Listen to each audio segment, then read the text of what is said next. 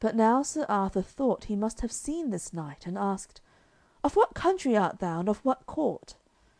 And when Sir Accolon told him his name, then he remembered him of his sister Morgan le Fay, and of the enchantment of the ship. He made Accolon tell how he came by the sword, and then Arthur knew all the plot of his sister and of Accolon to have the king slain and herself made queen. For the first time Arthur now let Accolon know against whom he had been fighting. The fallen knight cried aloud for mercy when he learned that he had nearly slain the king, and said to all the knights and men that were then there gathered together: "O lords, this noble knight that I have fought withal, which I sorely repent of, is the best man of prowess, of manhood, and of honour in the world, for it is King Arthur himself, the liege lord of us all, and with mishap and with misadventure have I done this battle with the king and lord in whose power I am."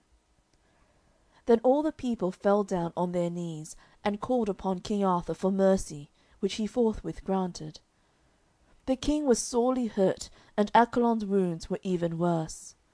Arthur made haste to settle the quarrel of the brothers Sir Damas and Sir Ontzlake, by giving the latter his rights, and charging Sir Damas upon pain of death never to distress knights errant that ride on their adventures, and then was carried off to a near by abbey, and Sir Accolon with him, to have their wounds searched. Within 4 days Sir Accolon died from loss of blood during the fight, but King Arthur was well recovered.